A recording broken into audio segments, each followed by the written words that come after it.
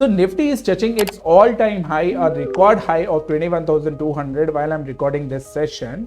और इसी को देख के मेरे दिमाग में क्वेश्चन आया कि क्यों ना आज के वीडियो में हम ये डिस्कस करें कि जब हम अपने पोर्टफोलियो को निफ्टी की रैली जो 18,800 से आई 21,200 तक, इसको हम जस्टिफाई करेंगे या कंपैरिजन में देखेंगे तो कहीं ना कहीं हमारे मन में गुमान रहेगा कि हमने शायद अपने पोर्टफोलियो के साथ, चाहे वो ट्रेडिंग हो या इन्वेस्टमेंट हो, जस्टिस नहीं किया है।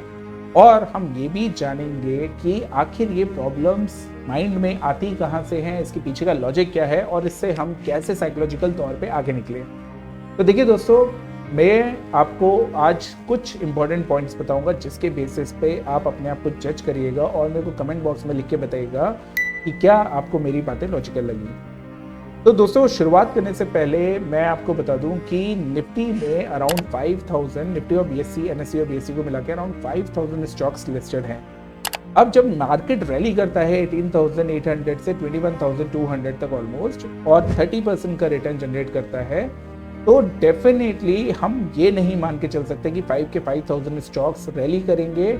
डेफिनेटली उसमें से आधे रैली करेंगे और हो सकता है आधे में से ज़्यादा सेम प्राइस पे हो या कुछ ऐसे भी स्टॉक्स हो जो इस मार्केट में भी गिर रहे हों।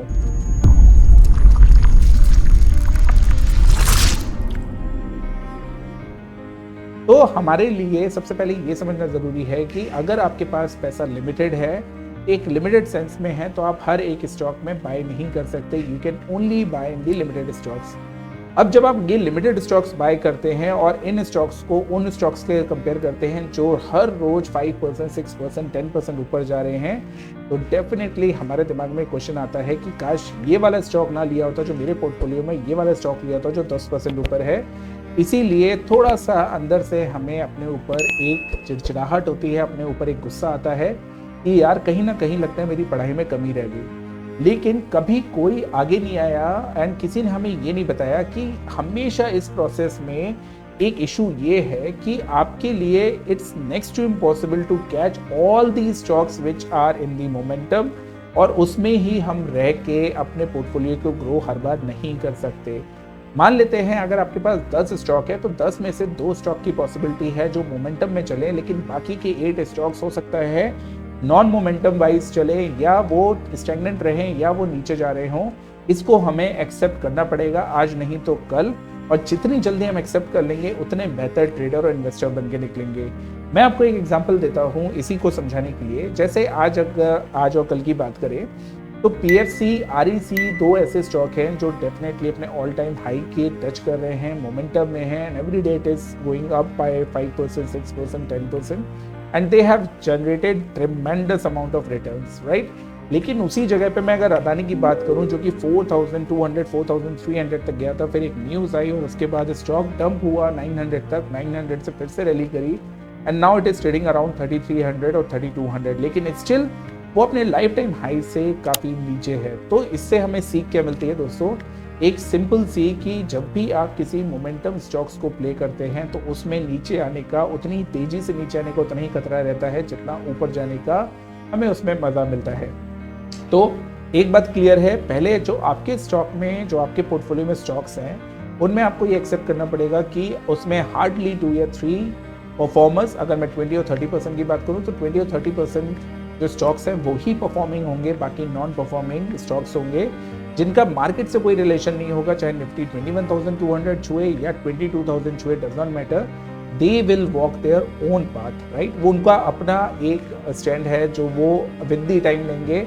इसीलिए मैं हमेशा एग्जांपल देता हूँ अपने लर्निंग बैचेज में, जैसे रिलायंस और आईटीसी के एग्जांपल ने अगर 14 ईयर्स का डेटा उठाएं तो पहले 7 ईयर्स 2007 से 2014 रिलायंस डिडंट टच या didn't give any kind of return, right? लेकिन आईटीसी ने उस फेज में बहुत अच्छा परफॉर्म किया, 2014 तक परफॉर्म करता रहा। लेकिन उसके बाद 2014 के बाद रिलायंस टुक फर्स्ट प्लेस और वहाँ से रिलायंस ने काफ़ी रिटर्न जनरेट करे, लेकिन आईटीसी स्टिल बहुत ज़्यादा स्ट्रगल किया उस फेज से निकलने के लिए। आईटीसी में तो काफ़ी मीम्स भी बने थे, 180 से 200, 180 से 200, 200 से 180, लेकिन जब आईटीसी ने रिटर्न देना शुरू करा तो रिलायंस को भी बीट कर दिया। लेकिन अगर आप 14 ईयर्स का डेटा देखेंगे तो आईटीसी और रिलायंस दोनों ने almost same kind of returns generate करे हैं ओवर द लास्ट 14 ईयर्स। तो दोस्तों एक बहुत सिंपल सी सीख इससे हमें मिलती है कि आपके लिए स्टॉक अपने टाइम से चलेगा, ना कि आपके टाइम से। जब उसको चलना होगा तब चलेगा, इसलिए अपने स्टॉक्स पे कभी भी आप डिसरिस्पेक्ट मत करिए कि ये मैंने क्यों ले लिया, किसके कहने से ले लिया, और मेरे वाले स्टॉक्स क्यों नहीं चलते हैं और इनको इस मार्केट में निकाल देना चाहिए। जो परफॉर्मिंग मार्केट में नहीं परफॉर्म कर सकते वो कहीं पे भी परफॉर्म नहीं कर सकते, ऐसा नहीं होता दोस्तों। बिलीव करिए, हो सकता है निफ्टी यहाँ से 1000 पॉइंट नीचे आ जाए और आपका जो नॉन परफॉर्मिंग स्टॉक है वो आपके प्राइस से, जिस प्राइस पे आप बैठे हो वहाँ से 100% रिटर्न दे दे। तो आपको पहली चीज़ क्या करनी है, अपने जो नॉन परफॉर्मिंग स्टॉक्स हैं उनको परफॉर्मिंग स्टॉक से कंपेयर करना बंद करिए। This is not the right way. दूसरा तरीका क्या होता है, एक और चीज़ है कि आपको ये चीज़ समझनी पड़ेगी कि आप जितना ज़्यादा मोमेंटम ट्रेडिंग की तरफ बढ़ेंगे उतने ज़्यादा आप रिस्क को एक्सपोज करेंगे, क्योंकि जिस चीज़ में जितनी तेज़ी से ऊपर प्राइस मूव करते हैं उतनी तेज़ी से उसमें नीचे आने के चांसेस भी ज़्यादा होते हैं।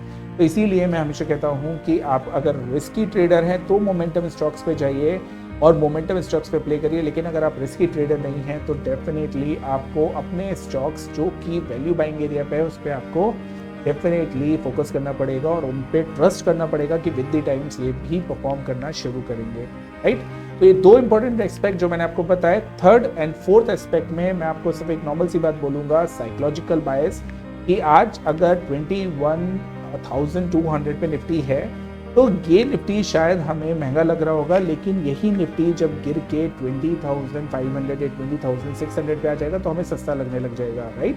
इसको एंकर्ड बायस बोलते हैं कि आपने एक प्राइस जहां पे आपको 20,000 निफ्टी महंगा लग रहा था और अब 21,200 भी महंगा लग रहा है, लेकिन जैसे ही वो 600-700 पॉइंट गिरेगा आपको क्या लगने लग जाएगा कि आपका 21,200 से 20,500 अब सस्ता हो गया है, now it is time to buy. और इसी में क्या होता है कि जितने भी रिटेल ट्रेडर्स हैं सब एवरेजिंग करने लग जाते हैं और अल्टीमेटली जब मार्केट में करेक्शन आता है तो कोई भी इस शॉक से उभर नहीं पाता और अपने पोर्टफोलियो में देखता है कि सारी कैपिटल भी फिनिश हो गई और फिर उसके बाद अब एवरेजिंग का भी पैसा नहीं है और मार्केट गिरता चला जा रहा है, and there you lose all your money and confidence. Fourth important point दोस्तों कि आज 21,200 पे मार्केट है and every retail trader is rushing to buy stocks like anything. सब पैसा डालने में लगे हुए हैं, हर जगह पैसा डालने में लगे हुए हैं। ऐसे स्टॉक्स जिनका कोई भी फंडामेंटल अस्तित्व नहीं है, कोई भी फंडामेंटल वैल्यू नहीं है, वहां पे भी लोग पैसे डाल रहे हैं। सिर्फ एक एग्जांपल ले लेते हैं, जैसे शुगर का पूरा न्यूज़ चला था तो शुगर में रिटेल ट्रेडर्स बहुत ज़्यादा इंटू हो गए, फिर अचानक से गवर्नमेंट ने बोला कि बैन लग गया, ये वो फलाने करना। तो आई एम डैम श्योर जो हाईएस्ट पॉइंट ऑफ फंसे होंगे वो रिटेल ट्रेडर्स ही होंगे। तो पॉइंट क्या है, इस पॉइंट इन टाइम पे कोई भी ऐसा स्टॉक पिक मत करिए जिसमें फंडामेंटल वैल्यू जीरो हो या नेगेटिव हो या वो अपने वैल्यू से काफ़ी ओवर स्ट्रेच्ड हो। तो इसके लिए आपको क्या करना पड़ेगा, बहुत सारी रीडिंग करनी पड़ेगी और बहुत सारे आपको स्टॉक्स पे टेक्निकल एनालिसिस करके समझना पड़ेगा कि क्या मेरा स्टॉक कहीं ओवर स्ट्रेच या ओवर वैल्यूड तो नहीं है। If yes then please book profit और do not enter in that stock at any cost, otherwise you will lose your capital and उससे बड़ी बात है आप अपना कॉन्फिडेंस भी लूज करेंगे। तो इन अ वे इट्स गुड कि निफ्टी अपना लाइफ टाइम हाई टच कर रहा है, बट अगेन इसके बाद जब करेक्शन आता है या जहाँ से भी करेक्शन आता है उस पर कैसे रिएक्ट करते हो वो आपको एक बहुत ही ज़्यादा मैच्योर ट्रेडर और इन्वेस्टर बनाएगा। तो आई होप गाइज ये एक छोटी सी वीडियो में मैं आपको वैल्यूएबल इंसाइट्स दे पाया हूँगा और आपने इसको समझने की कोशिश करी होगी कि क्या मैं कहना चाहता हूँ और क्यों आपको मार्केट की मूव के साथ अपने जो अंदर का एक ट्रेडर है जो हर बार आपसे कहता है बाय करो बाय करो बाय करो, उसको थोड़ा सा आपको टेम करके रखना है और आपको मार्केट में एक अच्छे करेक्शन का वेट करना है to buy good stocks before you entered at the wrong price. So guys, with this note, thanks a lot for listening to me. See you in the next one. Bye bye. Take care.